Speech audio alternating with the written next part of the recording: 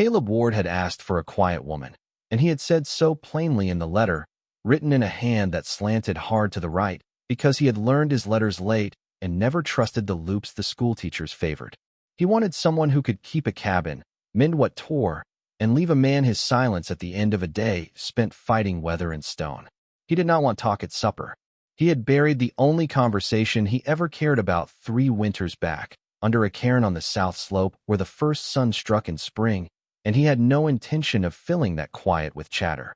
So when he stood on the plank platform at Cedar Gap that gray October morning, his hat turning slow circles in his hands, watching the stage rock down off the Bitterroot Road in a haze of cold dust, he expected a small plain woman with one trunk and nothing to say. If you're enjoying this story so far, don't forget to hit the like button and subscribe. Drop a comment telling me where in the world you're watching from. I love hearing from you. He was a big man, Caleb, broad through the chest, and gone a little gray at the temples before his time, with hands scarred from 40 years of axes and barbed wire and frozen rope. The valley called him the Mountain Man, partly for where he lived, high up past the last fence line where the timber gave way to rock, and partly because he came down off that mountain so seldom that some of the younger ranchers had never heard him speak. He kept a few horses, a milk cow, a stand of timber he worked alone. He owed nobody. He needed nobody, or so he had decided.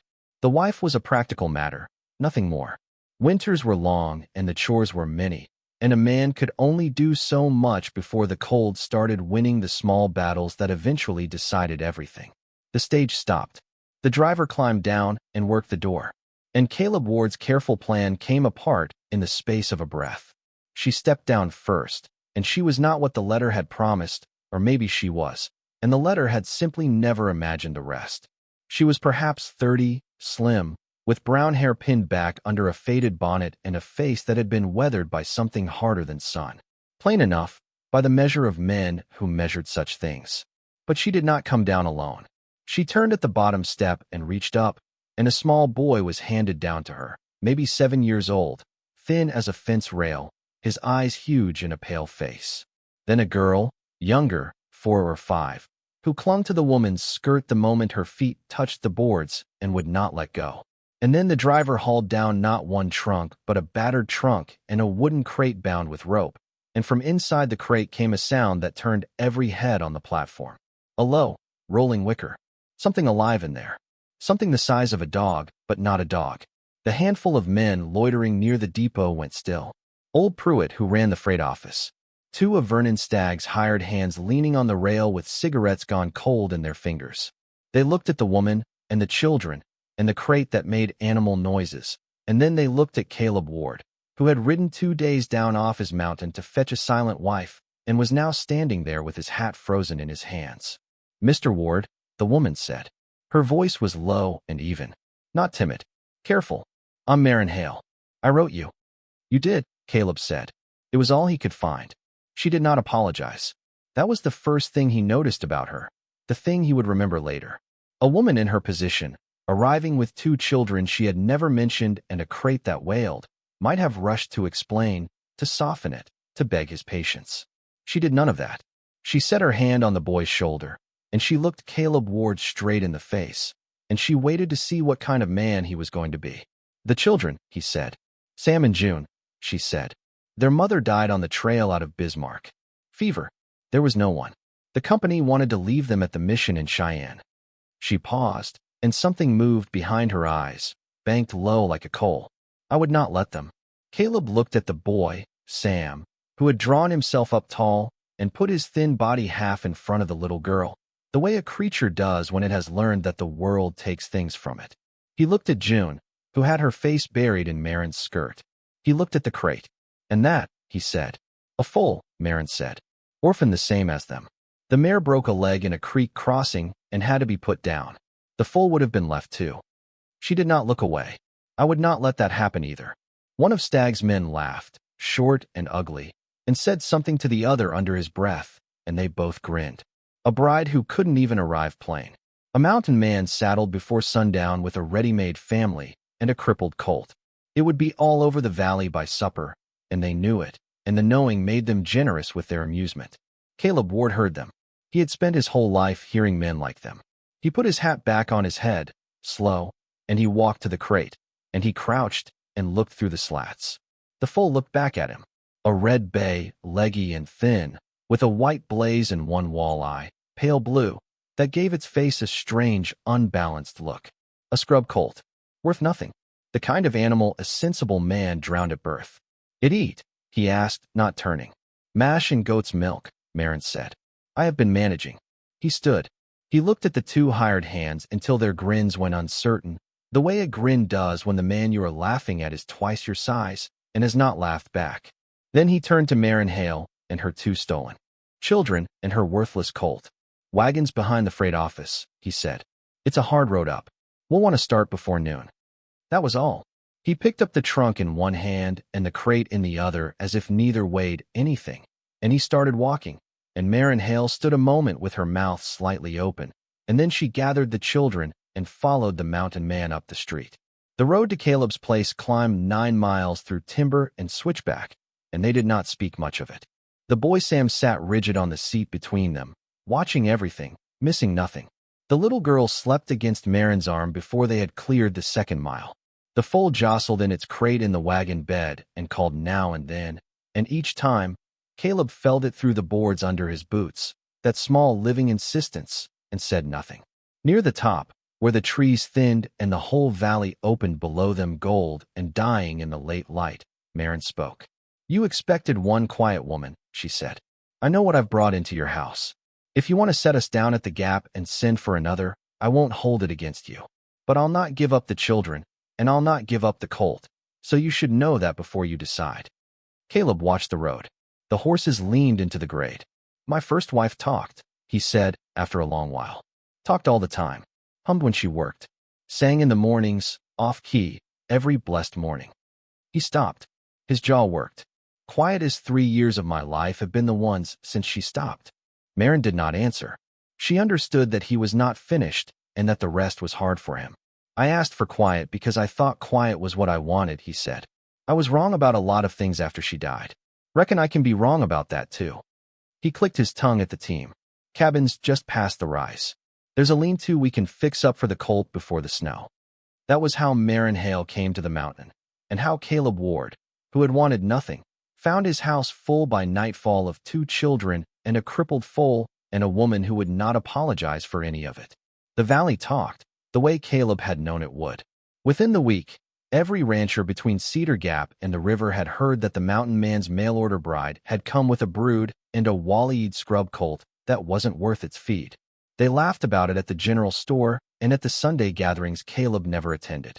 Vernon Stagg, who owned the largest spread in the valley and most of the men who worked it, said it was what came of a man too proud to court a woman like a Christian, and the men who depended on Stagg's wages agreed that it was, and the matter was settled in their minds. What none of them knew, because none of them had reason to come up the mountain to see, was what Marin Hale did with that colt. She had a way with the animal that Caleb noticed the first morning and could not stop noticing after. She did not handle it the way the breakers down in the valley handled stock, with rope and snubbing post and the patient brutality that called itself training. She sat with it. She talked to it low, the same even voice she used on the children, on Caleb, on everything. She let it come to her. By the end of the first week, the foal followed her around the yard like the dog it had been mistaken for, and it had begun to fill out, the ribs going under flesh, the wall eye seeming less a defect now and more a particular kind of strange beauty. "My father gentled horses," she told Caleb one evening, when he asked, which surprised them both. He had not meant to ask. The question had come up out of the silence on its own. In Kentucky, before the war took everything, he could put his hands on a horse no other man could get near and have it eating from his palm inside an hour. He used to say a horse isn't mean. A horse is afraid, and fear and meanness look the same from the outside, and most men can't tell the difference, so they answer both with the whip. She turned the colt's name over, the one the children had given it. Domino for the blaze. He taught me before he died. Said it was a fool thing to teach a girl, and then he taught me anyway. Caleb watched her hands, scarred like his but smaller, working a tangle out of the foal's mane. He thought about the men down in the valley laughing about the scrub colt. He thought he would not tell her what they said. Winter came early and hard that year, the way it does in the high country, and the cabin that had been built for one and lived in by one learned to hold four. It was not easy. Caleb had grown into his solitude the way a tree grows around a fence wire, all the way through, so that you could not get the wire out without killing the tree. The children's noise startled him. The boy Sam watched him with a wariness that took a long time to thaw, flinching the first time Caleb raised his arm to reach a high shelf. And Caleb understood from that flinch some things about the children's lives before the trail that no one had told him and no one needed to. The little girl June warmed faster, the way the very young do, and was sitting in his lap by the fire within a month, demanding stories he did not know how to tell and inventing them when he failed. And Marin kept the cabin and mended what tore and let him have his silence when he wanted it. And somewhere in there, without his deciding to, the silence stopped being the thing he reached for. He found himself talking about the timber, about the weather coming, about his first wife, whose name was Ellen, which he had not said aloud to a living soul in 3 years, and which Marin received without flinching, the way she received everything, and set carefully aside as a thing of value. If you're hooked on this story, make sure to subscribe and turn on notifications so you never miss an upload. Your support means everything and helps me bring you more emotional stories like this one.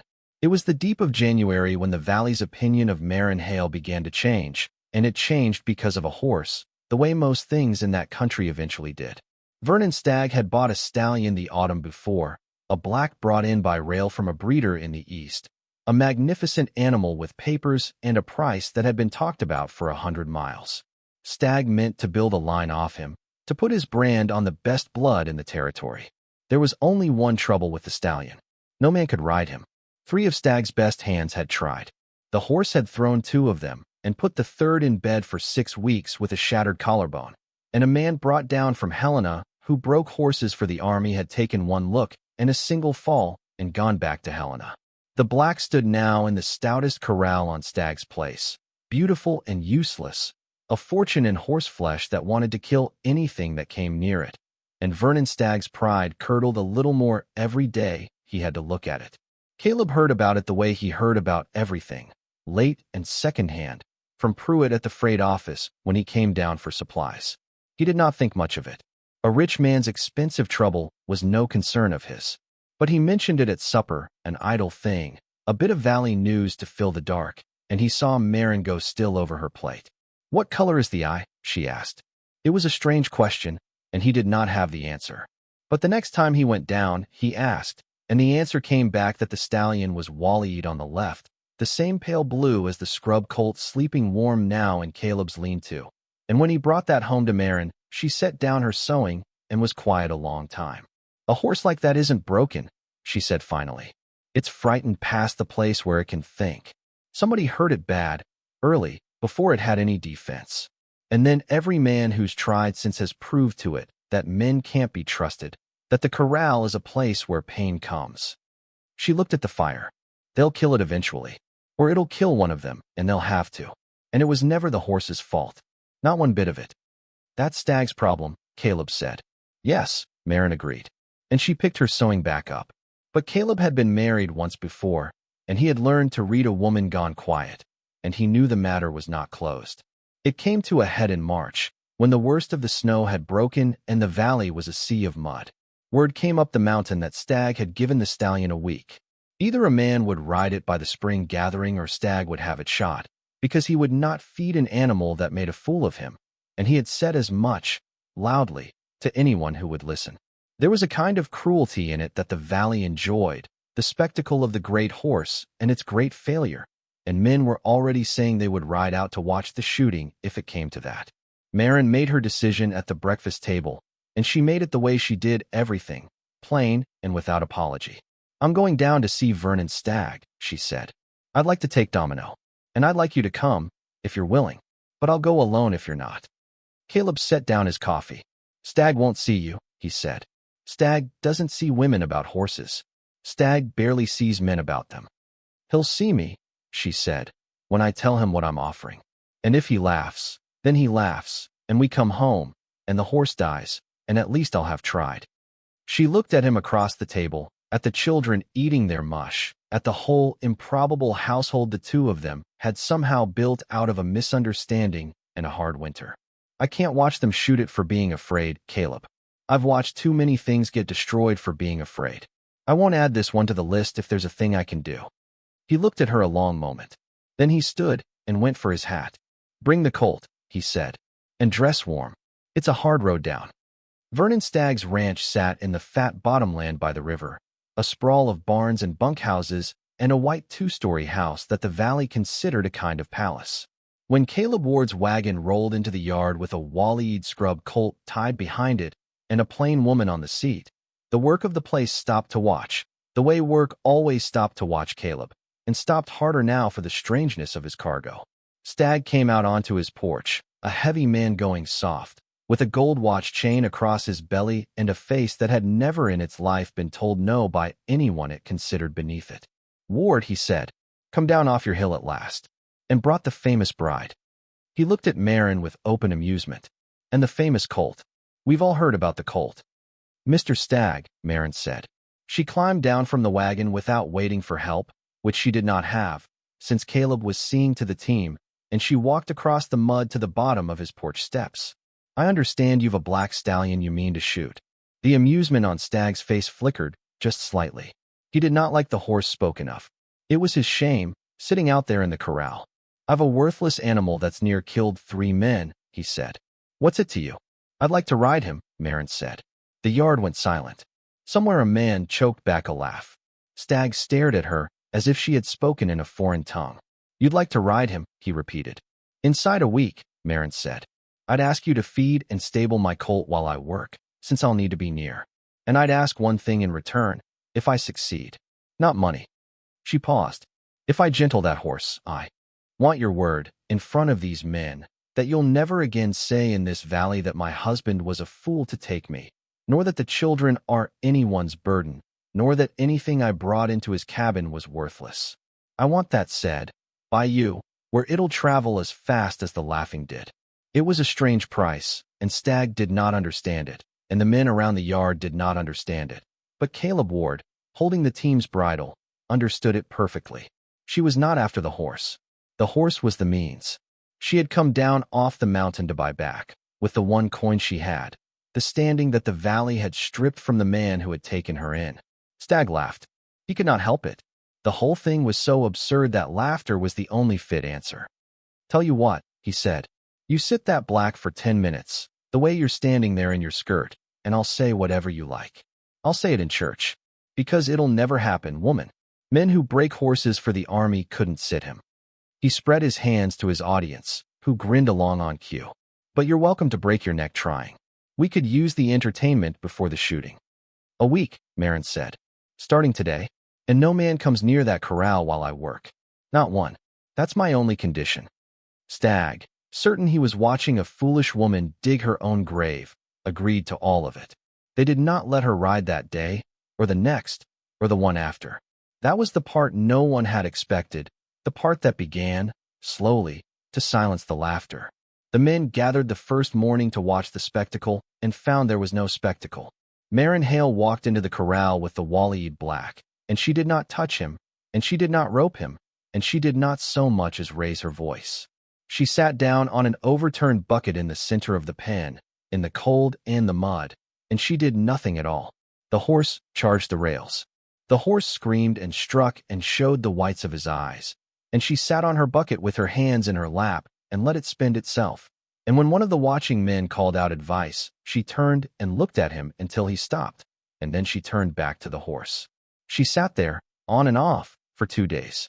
She brought Domino to the rail where the black could see and smell him, the wall-eyed colt and the wall-eyed stallion. And something in the way the small one stood easy and unafraid reached the big one in a place that no rope ever had. On the 3rd day the black stopped charging.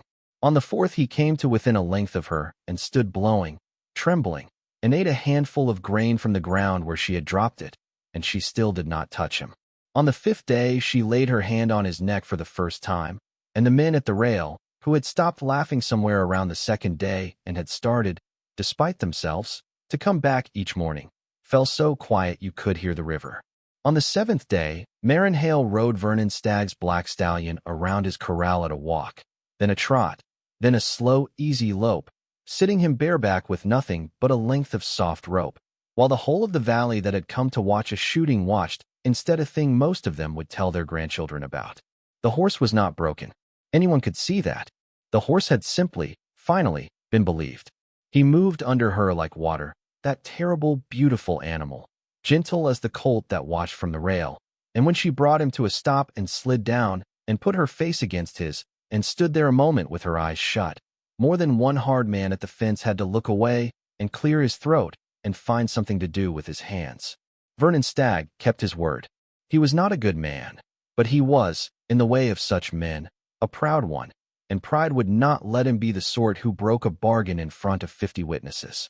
He came down off his certainty hard, all at once, the way a man does, and he said what he had agreed to say, that Caleb Ward had married no fool and brought no burden into his house, that what had come up that mountain in October was worth more than anything Stagg owned, and he said it loud, in the yard, where it would travel. And then, because he was also a businessman and could see what stood in front of him, he offered Marin Hale wages, real wages, to gentle the rest of his green stock, more money than Caleb Ward saw in a year of timber, and he offered it with a respect in his voice that had not been there a week before. Marin thanked him. She did not say yes, and she did not say no. She said she would speak to her husband about it, which was a thing Vernon Stagg had perhaps never in his life heard a woman say with quite that calm, and it did more to change the valley's mind about Marin Hale than even the ride had done. They drove home up the mountain in the long spring evening, the wally-eyed colt trotting easy behind the wagon, the children asleep in a tangle in the back, and they did not speak for a good while. The light came down golden through the new green of the timber. Somewhere a meadowlark, the first of the year, tried out its long falling song. You could take his wages, Caleb said at last. We could use them. There's no shame in it. I could, Marin said. But you won't. She watched the road. I didn't gentle that horse for Vernon Stagg's wages, she said. I gentled it because it was going to die for being afraid, and I couldn't abide that, and because every man down there had decided what you were worth based on what they thought I was worth, and I wanted to set that straight. She was quiet a moment. I'll take some of his stock, I think. The ruined ones. The ones he'd otherwise put down. There's enough of those in this valley to keep us through a good many winters, and I'd rather mend the ones nobody else will than build some fine man's line for him. She glanced at Caleb, and something in her face that was usually banked low came up to the surface, just for a moment, warm. We've a lean-to that needs to be a proper barn, and 2 children who ought to go to a school when there's money for boots. I had reasons, going down there. Not all of them were the horse. Caleb Ward drove a while in silence, but it was the other kind of silence now, the full kind, the kind he had buried with Ellen and never thought to find again. The mountain rose ahead of them dark against the last of the light, with the cabin somewhere up in it, full of life, waiting. Marin, he said. It was the first time he had used her given name. He had been Mr. Ward and she had been Mrs. Hale, and they had been careful and correct with each other all that long winter. 2 strangers sharing a roof out of a misunderstanding, and he heard the change in it, and so did she. When you wrote me that letter, asking after the position, did you have the children then? The colt? No, she said. Those came on the trail. I wrote you the truth as it stood. A widow, alone, willing to keep a quiet house. She almost smiled. I meant to be everything you asked for, Mr. Ward. The world had other ideas, somewhere around Bismarck. I'm glad it did, he said. The words came hard, the way all words came hard to him, hauled up from a deep and stony place. I asked for a quiet woman because I thought the quiet was the thing I'd lost. It wasn't. I'd lost the noise, the humming and the singing and somebody in the house that wasn't me. He looked straight ahead. You filled it back up. You and those 2 and that fool colt with the strange eye. I didn't ask for any of you. I'd have said no if you'd asked, and it's the best thing that ever came to me unasked for in my whole life. Marin Hale, who did not apologize and did not flinch and had not let herself need a single thing since the war took her father in Kentucky, put her scarred hand over Caleb Ward's scarred hand on the wagon seat, and left it there, and neither of them said anything more the rest of the way up the mountain, because nothing more needed saying. They were married proper that summer, by a circuit preacher in the valley, with Vernon Stagg's hands and half the ranchers who had once laughed standing witness, hats in their hands now, because the valley had a long memory, but it also had, underneath the hardness, a frontier sense of justice, and it knew when it had been wrong about somebody, and it knew how to make it right. June carried wildflowers and dropped most of them. Sam, who had stopped flinching sometime back in the deep of winter, stood up beside Caleb in a borrowed coat and a man's serious face. And when the preacher asked who gave this woman, it was Sam who answered, in a voice that cracked but did not waver, "We do," meaning himself and his sister, and there was not a dry eye in the meadow. The barn got built. The school got its teacher, 2 valleys over, and the children got their boots. Marin Hale mended the ruined horses that nobody else would touch, the frightened ones, the ones the world had decided were mean when they were only afraid. And over the years her name traveled farther than the laughing ever had, until men brought their hopeless stock from 3 territories away and waited their turn and paid what she asked, which was always fair and never greedy. The Wally-eyed colt grew into a Wally-eyed horse, sound on all 4 legs. The crippling it had been born to having been nothing worse than a calf knee that straightened with time and care, and it became the children's, and then it became a legend in its own small way, the worthless scrub that the mountain man's wife had refused to leave behind. And on the south slope, where the first sun struck in spring, Caleb Ward kept the care intended, and once, early on, he took Marin up to see it, and told her about Ellen. All of it, the humming and the singing and the 3 years of silence after. And Marin listened the way she listened to frightened horses, without flinching, without rushing him, letting him come to it in his own time. When he was done, she did not say she was sorry, because she was not sorry that Ellen had been loved, only that she had been lost, and there was a difference, and Marin Hale had always been able to tell the difference between things that looked the same from the outside. "She'd not begrudge you," Marin said. "A woman who hummed in the mornings. She'd want the house full again." "I think she would," Caleb said. They stood a while in the spring wind with the whole valley spread gold and living below them, the place that had laughed and then learned better, and Caleb Ward, who had asked for a silent wife and gotten instead a house full of noise and 2 children and a horse with a strange pale eye, understood at last the thing his first wife had known and his second wife had taught him a second time, the hard way, up a long mountain road in the back end of a hard winter. That worth is not in what a thing looks like from the road. It is in what was put into it by the ones who cared, and whether they were paying attention when they did. He had not been paying attention for 3 long years. He was paying attention now. The meadowlark sang again, somewhere down the slope, the long falling notes of it. And from the cabin below came the sound of June laughing at something and Sam telling her to hush, and the low, even voice of Marin underneath, settling them. The way she settled everything. And Caleb Ward stood on his mountain in the new green of the year and was, for the first time since he had buried his quiet, entirely and unmistakably home. Thank you so much for watching until the end. If you love this story, check out the other videos on your screen now. I think you'll really enjoy them.